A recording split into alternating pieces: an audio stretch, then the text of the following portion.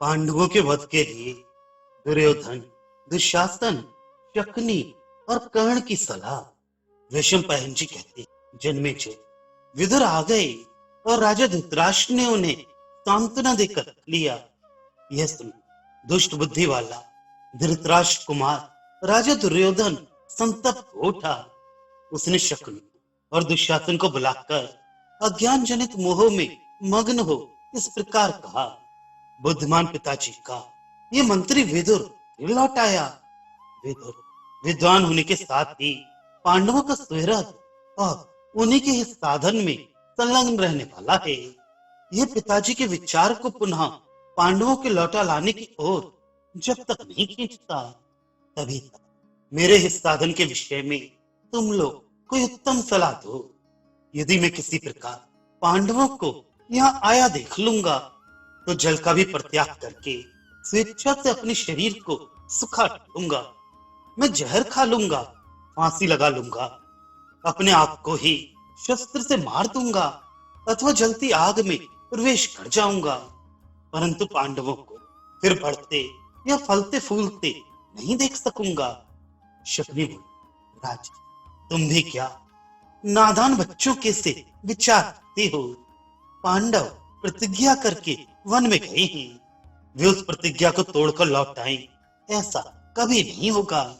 भरतवंश शिरोमणि सब पांडव सत्य वचन का पालन करने में संलग्न हैं। वे तुम्हारे पिता की बात कभी स्वीकार नहीं करेंगे, अथवा यदि वे तुम्हारे पिता की बात मान लेंगे और प्रतिज्ञा तोड़कर इस नगर में आ जाएंगे तो हमारा व्यवहार इस प्रकार का, हम सब लोग राजा की आज्ञा का पालन करते हुए मध्यस्थ हो जाएंगे और छिपे छिपे पांडवों के बहुत से छिद्र देखते रहेंगे। दुशासन ने कहा, महाबुद्धिमान मामा जी, आप जैसा कहते हैं वही मुझे भी ठीक जान पड़ता है। आपके मुख से जो विचार प्रकट होता है वह मुझे सदा अच्छा लगता है। कर्ण बोला, दुर्योधन, हम सब लोग तुम्हारी अभिलाषित कामना की पूर्ति के लिए सचेष्ट थे। राज, इस विषय में हम सभी का एक मत दिखाई देता है। धीर बुद्धि पांडव निश्चित समय की अवधि को पूर्ण किए बिना यहाँ नहीं आएंगे, और यदि वे मोहवश आ भी जाए तो तुम पुनः जुए के द्वारा उन्हें जीत लेना। विषम पायन जी कहते, जन्मेजय, कर्ण के ऐसा कहने पर उस समय राजा दुर्योधन को अधिक प्रसन्नता नहीं हुई। उसने तुरंत ही अपना मुंह फेर लिया। उसके आशय को समझकर कर्ण ने रोष से अपनी सुंदर आंखें फाड़कर दुशासन, शकुनी और दुर्योधन की ओर देखते हुए सहमी उत्साह में भरकर अत्यंत क्रोध पूर्वक कहा, भूमिपाल, इस विषय में मेरा जो मत है उसे सुन लो। हम सब लोग राजा दुर्योधन के किंकर और बुझाई हैं, अतः हम सब मिलकर इनका प्रिय कार्य करेंगे, परंतु हम आलस्य छोड़कर इनके प्रिय साधन में लग नहीं पाते।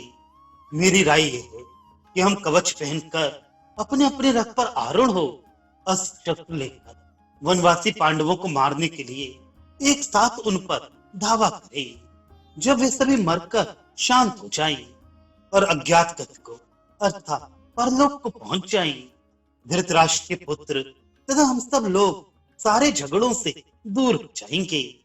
वे जब तक क्लेश में पड़े हैं, जब तक शोक में डूबे हैं और जब तक मित्रों एवं सहायकों से वंचित हैं, तभी तक युद्ध में जीते जा सकते हैं।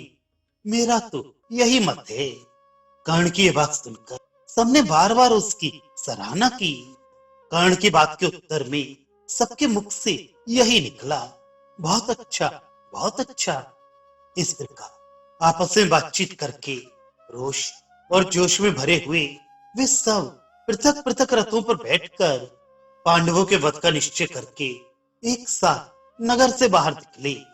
उन्हें वन की ओर प्रस्थान करते जान शक्तिशाली महर्षि शुद्धात्मा श्री कृष्ण द्वैपायन व्यास दिव्य दृष्टि से सब कुछ देखकर सहसा वहां गए। लोक पूजित भगवान व्यास ने उन सबको रोका और सिंहासन पर बैठे हुए प्रज्ञा चक्षु धृतराष्ट्र के पास शीघ्र आकर कहा,